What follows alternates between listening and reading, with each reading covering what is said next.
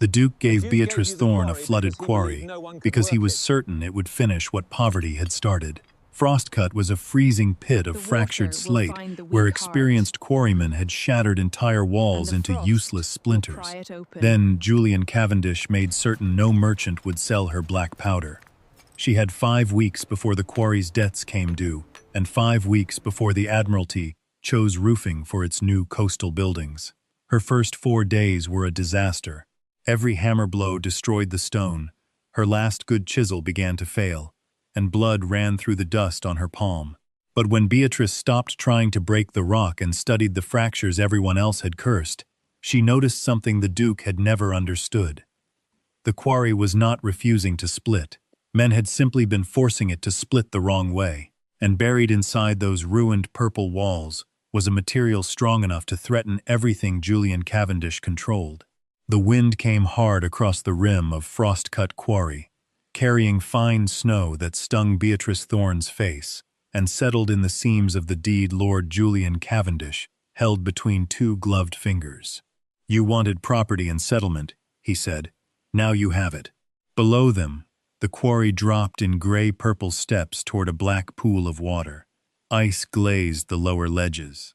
Broken timbers leaned against the walls where older crews had abandoned them, and rows of blast holes scarred the stone like failed attempts to force it open. Julian placed the deed on a flat rock between them. Frost-cut Quarry was hers, along with its drainage fees, safety obligations, and every unpaid charge attached to the site.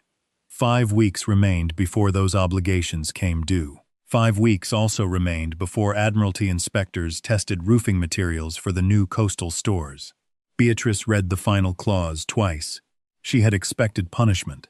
She had not expected it to be arranged with such precision. "You may find the place difficult to work," Julian said. His tone never rose. He did not need anger when contracts, carts, kilns, and suppliers already answered to him. Beatrice folded the deed and placed it inside her coat. "What about powder?" A faint smile touched his mouth. "No merchant on my estates will sell black powder for use here." That answer mattered more than the insult. Behind Julian waited a closed carriage and 2 mounted men. Behind Beatrice waited a quarry, famous for destroying good steel and turning promising blocks into sharp waste. Near her boot lay her father's old stone chisel, the smallest tool she had carried from the workshop Julian had taken. He looked at it. Then he pushed it over the edge with the polished toe of his boot. The chisel struck rock somewhere below with a clear metallic note. Julian turned toward his carriage. Beatrice did not watch him leave. She stepped closer to the rim and searched the place where the tool had fallen. A small sheet of snow loosened from the quarry wall.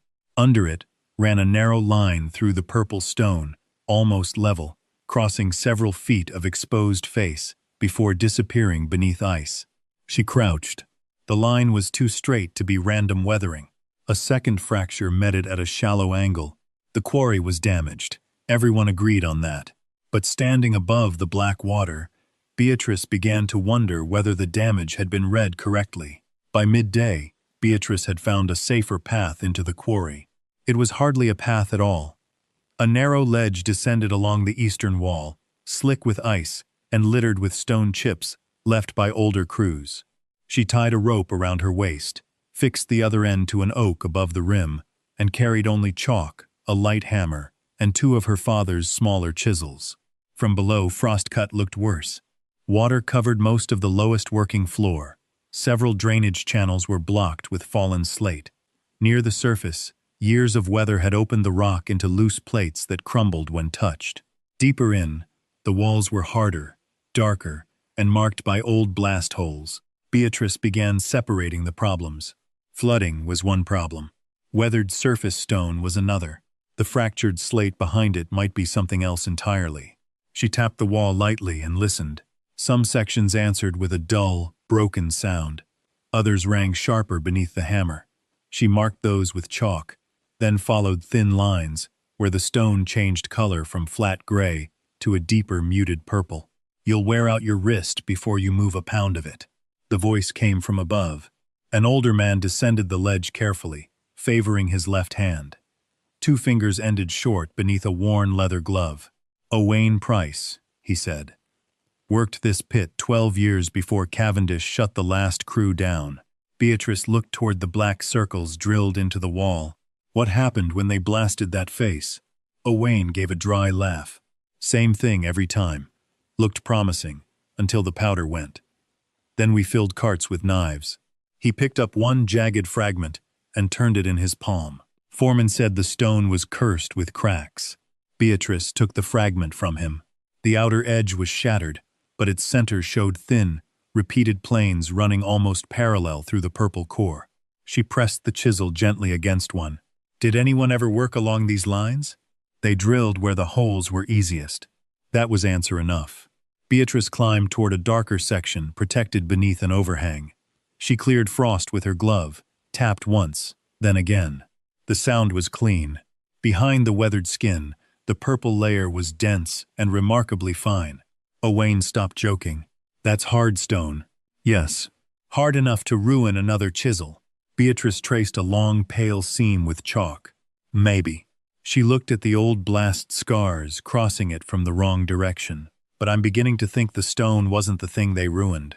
The problem was no longer whether Frost-cut contained usable slate. The problem was whether she could remove even one intact piece without repeating every mistake carved into the wall before her. Beatrice spent the next 4 days proving that knowing where stone might split was not the same as knowing how to make it split. She could not afford patience yet. With only 4 pounds left, every hour felt expensive. She and Owain cleared a small working space beneath the overhang, chose blocks already partly exposed, and tried the method every quarryman would have recognized. Hammer, chisel, force.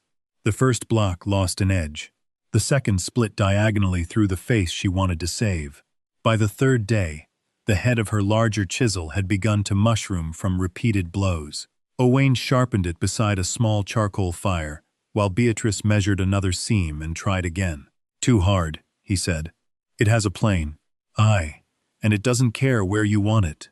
She raised the hammer. The blow rang through the quarry. A fracture shot past her chalk mark and vanished around the side of the block. On the next strike, the entire corner burst apart. Purple fragments scattered over the floor, thin and vicious as broken glass. One sliced through Beatrice's glove. She dropped the hammer. Blood ran across her palm and darkened the dust between her fingers. 4 days, a damaged chisel, nearly half their remaining money spent on food, rope, and sharpening coal. Not one roofing slate. Owain wrapped her hand with a strip torn from an old shirt. He said nothing about leaving. That made the failure harder to excuse. Beatrice stared at the shattered block. Her father had once stopped her on a mountainside for striking a sample too hard. She had been 14 and impatient to see what was inside. Force gives you an answer, he had told her, turning the stone until a thin natural plane caught the light. It does not guarantee you ask the right question. She looked again at the fragments around her boots. The cleanest surfaces were not where the hammer had landed. They ran away from the impact, following the same faint orientation she had marked on the quarry wall. The problem was the shock. Each blow sent stress outward, faster than the stone could separate cleanly along one chosen plane. Beatrice picked up the ruined chisel and laid it beside the block. No more heavy hammering. Owain glanced at her bandaged hand. Then how do you mean to open a stone that hard? She touched the chalk line with one finger. I don't know yet. Outside the overhang, meltwater dripped from an oak root and froze again along the rock. Beatrice watched the ice slowly widen inside the crack. If sudden force destroyed the slate, she needed pressure that could grow without striking it at all. The idea came from the oak roots above the quarry. Beatrice had spent the morning studying the crack where meltwater froze each night. By noon, she was cutting short lengths from a fallen oak, while Owain watched with increasing suspicion. You mean to quarry stone with firewood? With dry wood. That distinction comforts me greatly. They shaped the oak into narrow wedges, each one slightly thicker at the head. Then Beatrice returned to the purple block she had ruined the day before, and marked a fresh line several feet away from the damaged face. This time she refused the heavy hammer. Using the smallest chisel, they cut a row of shallow holes directly along the cleavage plane. The work was painfully slow. Steel rang against slate. Owain stopped twice to sharpen the edge. Beatrice's injured hand throbbed whenever she twisted the tool. By late afternoon, they had made only 11 holes. They could have forced the wedges harder and finished sooner. Beatrice would not allow it. Each dry oak wedge was tapped just firmly enough to hold. Then she carried water from the spring. Owain stared as she poured it slowly over the row. The pale wood darkened. Now what? Now we stop. That seemed to offend him more than any previous decision. The oak began absorbing water almost at once, swelling inside the holes. The pressure was small at any single point, but it acted along the entire line Beatrice had chosen. No hammer shock raced randomly through the block. No powder exploded through hidden fractures. Night settled over Frost-cut. The temperature fell. Water trapped around the wedges stiffened into ice, adding its own slow expansion to the swelling timber. Beatrice stayed until her lantern burned low. Nothing happened. Owain finally persuaded her to climb out. Before dawn, a sound woke her in the shed above the quarry. Not an explosion. A low, deliberate crack. She ran outside.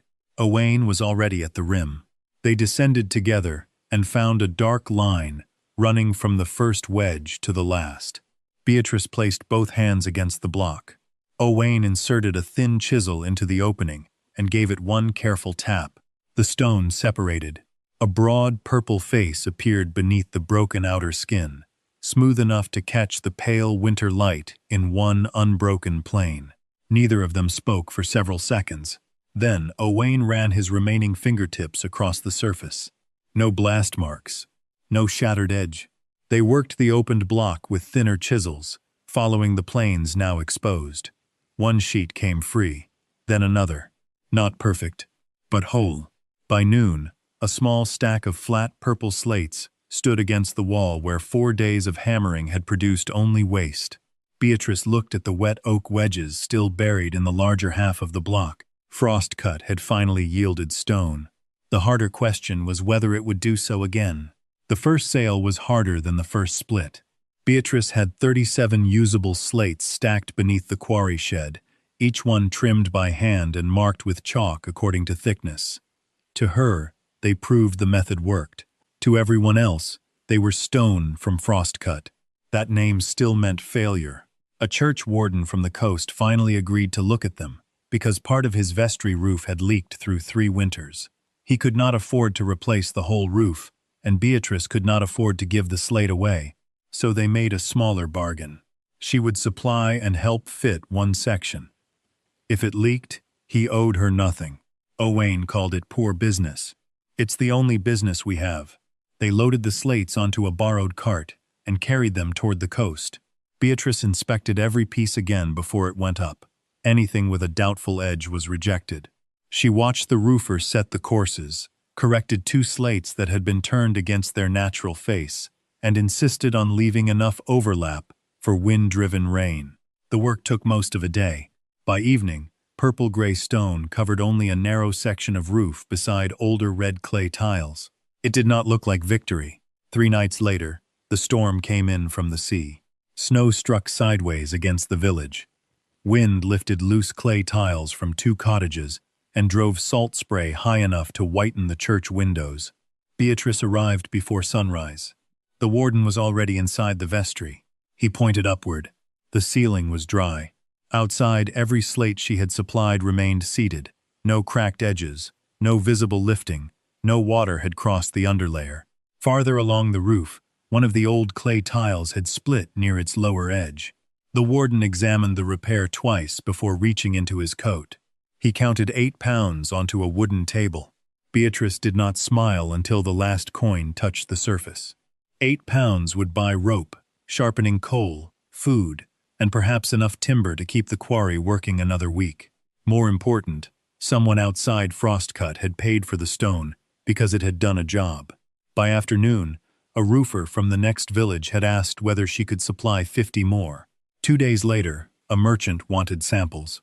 Word traveled faster than carts. It reached one of Julian Cavendish's kiln agents before the week ended.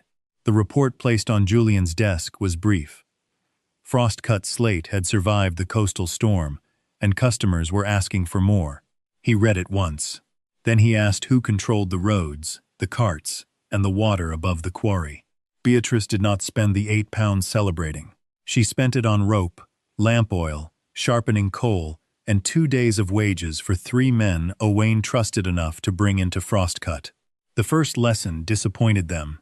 She did not teach them how to strike harder. She made them stop striking. Each new block was marked by ledge, grain direction, and visible fracture before a tool touched it. Beatrice cut chalk symbols into the working face, then had the men drill shallow holes only along the lines she approved. Some laughed at the care. They stopped laughing when one poorly placed wedge ruined half a block. Beatrice kept the fragments. She wanted the failures beside the successes. For 4 days, they sorted what Frost-cut produced. Pale gray outer stone weathered badly and absorbed more water. The deeper purple slate behaved differently. It rang cleaner under a light hammer, split into thinner sheets, and showed almost no darkening after hours submerged in buckets. Beatrice began a crude frost test. At night, selected samples were left wet in the open air. By morning they were brought near the shed stove, dried, inspected, then soaked again. Several weaker pieces developed soft edges. The best purple slates did not. Owain held one beneath the lantern. So the cracks weren't the weakness. Not all of them.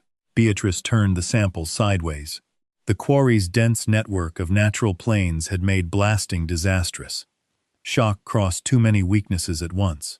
But when pressure was directed along one chosen cleavage line, those same structures let a skilled crew separate large stone cleanly. What had condemned Frost-cut under brute force made it workable under control. Orders began arriving faster than Beatrice could fill them. A merchant offered cash for every flat slate they could load, mixed quality included. She refused. Owain raised an eyebrow. "We need the money. We need the quarry to have a name worth more than 1 week's money." From then on, every batch was sorted before sale. Inferior stone went to yard paving and rough work. Roofing slate came only from the deeper purple ledges. By the end of the week, 5 workers could repeat the wedging sequence without Beatrice standing over every hole. That mattered more than speed. It meant the process could grow. A coastal contractor who had heard about the church roof agreed to carry several marked samples to the Admiralty inspection. Beatrice packed them herself. When the crate left Frost-cut, Julian Cavendish received another report. This one did not mention a lucky roof. It mentioned trained workers, classified stone, repeat orders, and samples bound for a government test. For the first time, Frost-cut was no longer merely surviving. It was becoming competition. The next problem was no longer whether Frost-cut could produce slate. It was whether it could produce enough. Beatrice used nearly every pound from the church payment and the first deposits to repair an old windlass above the eastern ledge. Owain replaced its cracked handle. 2 younger men spliced new rope. A sorting platform was raised well above the quarry floor so finished slates would no longer lie among broken stone and standing water. The work changed the rhythm of Frost-cut. One crew drilled shallow holes along Beatrice's chalk marks. Another shaped and soaked oak wedges. Owain supervised the first split. 2 men trimmed the open sheets while Beatrice rejected anything with doubtful grain or hidden damage. She paid wages every Saturday. That rule cost her more than delaying payment would have, but men who had worked under Cavendish knew what promises were worth when the employer controlled the ledger. By the end of the week, crates were leaving Frost-cut instead of isolated bundles. Then Owain noticed the water. He stood beside the drainage channel with his boot against a wet mark on the stone. That wasn't there yesterday. Beatrice crouched beside him. The weather had remained cold. Snowmelt had not increased, yet the channel carried almost twice its usual flow. Upstream, the estate controlled an old sluice system built to feed industrial ponds and divert runoff from Cavendish land. Beatrice looked toward the ridge. He knows about the Admiralty samples. Owain's jaw tightened. He knows more than that. They moved finished slate uphill that afternoon. Beatrice ordered the best ropes, wedges, and tools stored above the working floor. It slowed production by hours, but she would not leave everything below. She was still moving the last crate when darkness came. The sound reached them before the water did. Not rain. a heavy rushing from the upper cut. Owain turned toward the channel. Move. Water burst over the stone lip and spread across the lower floor. It carried branches, mud, and broken timber. Men dragged tools toward the ledge, while the repaired windlass groaned under a hurried load. Within minutes, the first working level disappeared. Then the second. A barrel of oak wedges rolled loose, struck the wall, and vanished into black water. By dawn, Frost-cut no longer looked like a quarry. It looked like a lake. Beatrice stood at the rim with wet gloves and counted what remained above water. 1 windlass, 3 usable ropes, half their tools, and 2 little finished slate for the Admiralty test. Far below, beneath the flooded eastern ledge, lay the purple blocks she had already marked for the final batch. For 1 full day, Beatrice tried to save the quarry. They opened every drainage channel they could reach. Owain and 2 men built a timber barrier across the upper cut, while another crew hauled mud from the spillway with buckets. Beatrice paid for a borrowed hand pump from a farm 3 miles away. By sunset, the water had fallen less than 2 inches. Then the upper flow increased again. The pump could not keep pace. Neither could they. 2 customers withdrew their deposits that evening. 1 worker asked whether Saturday wages would still be paid. Yes, Beatrice said. She did not yet know from what money. The Admiralty inspection was 3 days away. Frost-cut's best purple ledge remained underwater. Before dawn, Beatrice stood beside the flooded eastern wall with her survey notes spread beneath a lantern. Every instinct told her to keep draining. Every hour spent doing so produced almost nothing. Owain watched her erase 1 calculation and begin another. We won't empty it in 3 days. No. Saying it aloud ended the argument. She looked at the chalk marks, still visible above the waterline. Weeks earlier, she had recorded the angle of the purple ledge before they began cutting it. The exposed section now disappeared beneath the black surface, but the stone itself had not moved. Only the water had. We don't need the quarry dry. Owain followed her gaze. We need the batch. They stopped pumping. That decision frightened the men more than the flood had. Beatrice used the remaining money on 1 length of heavy rope and iron fittings. Owain stripped the repaired windlass, checked its axle, and rebuilt the brake. They lashed together a narrow working cradle from sound timber rescued above the flood line. There was no room for error. A man lowered from the rim could reach the marked ledge only briefly before cold and spray made his hands unreliable. Beatrice refused to send anyone where she had not tested the rig herself. The cradle descended. Black water moved beneath her boots. At the marked height, she found the chalk scar from her earlier survey and drove a fresh line along the exposed portion of the stone. Owain lowered tools. 2 men above held the brake. They worked in shifts. No explosives, no heroic plunge into the flooded pit, only measured holes, dry wedges, water, rope, and time they barely had. Late the following night, a crack traveled through the submerged ledge. The windlass lifted the first intact purple block clear of the water. Then a second. By morning they had enough stone for the inspection samples and a small reserve from separate splits. Everything else stopped. No civilian orders, no expansion, no attempt to make Frost-cut look prosperous. Beatrice packed the samples herself. If the Admiralty rejected them, the quarry would still be flooded, the wages would still be due, and Cavendish would have been right about one thing. She had run out of room to fail privately. The next failure, if it came, would happen in public. Julian Cavendish arrived before Beatrice. His red clay tiles were already arranged beneath a canvas awning at the coastal works, each piece identical in color and stamped from the same kiln. 2 agents stood beside neat invoices showing years of delivery. Frost-cut arrived in 3 wooden crates. Mud still marked the lower hem of Beatrice's coat. Julian looked at the crates, then at her. A government roof requires more than an interesting sample. It was the first sensible thing he had said to her in weeks. Beatrice did not answer him. She opened the first crate. Inside were slates from separate splits, each marked with its ledge and batch. The second contained pieces removed from the church roof after the winter storm, including one with salt, dried pale along its edge. The third held an unfinished block and the wedges used to separate it. The inspecting engineer asked whether Frost-cut could repeat the result. Owain stepped forward with 2 quarrymen. On a stone bench, they demonstrated the sequence without hurry. Shallow holes, a line to the cleavage plane, dry oak wedges, water, then patient pressure. The demonstration block had been prepared earlier. When the seam opened, it followed the marked line. No one applauded. That helped. The engineer measured the resulting faces and moved to the material test. Equal sets of clay and purple slate were heated over controlled charcoal braziers.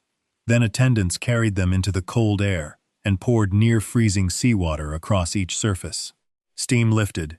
One clay tile gave a sharp report almost immediately. A second developed a hairline crack near its lower corner. When tapped after cooling, its sound had changed. The purple slate showed no visible fracture.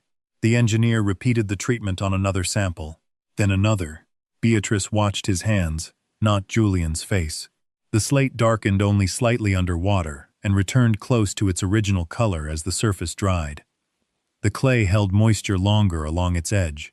Finally, the engineer compared the results with the church sample and Beatrice's batch marks. Field use, repeated quarry output, controlled testing. The 3 answers agreed. By late afternoon, the Admiralty clerk prepared an initial order for 20,000 roofing slates, subject to delivery and continued quality. Beatrice read the quantity twice before signing. Julian remained beside the cracked clay samples. He still owned kilns. He still owned land. He had not become powerless in an afternoon, but the market he had expected to control no longer belonged to him by assumption. As Beatrice closed the order book, an Admiralty officer asked a separate question. Why, 3 days before the inspection, had a regulated upstream flow suddenly been diverted into Frost-cut Quarry? Julian's expression did not change. For the first time, that no longer mattered. The Admiralty order did not drain Frost-cut. It did something more useful. It gave Beatrice credit. The first advance paid the wages she had promised before a single pound went toward expansion. After that came rope, timber, drainage work, and a second windlass. She refused to reopen the lowest ledges until new channels had been cut above the old floodline. Owain approved of that. You're finally learning to fear water. I'm learning to account for it. By spring, Frost-cut worked to a different rhythm. Crews marked the stone before drilling. Oak wedges were shaped in batches and stored dry. Each ledge had its own chalk code. Roofing slate was separated from rough stone before it reached the carts. Beatrice still inspected the first splits of every new face herself. The Admiralty accepted the first delivery, then the second. The 20,000 slate order became a continuing contract, provided Frost-cut held its standard. That condition pleased her more than praise would have. It meant the quarry would survive only if the work remained good. The inquiry into the flood moved more slowly. Records from the upstream sluice showed that water had been diverted outside ordinary winter management. Julian Cavendish denied giving a direct order, but the control had belonged to his estate, and the benefit had been his. He lost that control. The local water authority took over the disputed channel. Several transport assets tied to his struggling brickworks were transferred under debt settlement, including 6 heavy carts Frost-cut had once been refused. Julian kept his title. He kept land. He even kept some kilns. But he no longer decided who in the county was allowed to move stone, water, or work. Months later, Beatrice stood on the eastern platform, while a fresh block waited beneath a row of soaked oak wedges. Owain had become foreman. The men below earned regular wages. 2 younger workers who would never have lasted in blasting crews had become skilled splitters. On the workbench lay her father's old chisel. They had recovered it when the lower floor was finally drained. Its edge was rust-stained, but still sound. A soft ticking began inside the purple block. Beatrice pulled on her gloves. Tick. Another wedge tightened. Then came the low crack she had once waited all night to hear. The slate opened cleanly along the line. She placed one gloved hand on the new surface. Above the quarry road, 6 carts rolled toward the coast, carrying purple slate beneath gray canvas covers. They were Cavendish carts. Once, he had used them to decide who could sell roofing in Snowdonia. Now, they carried hers,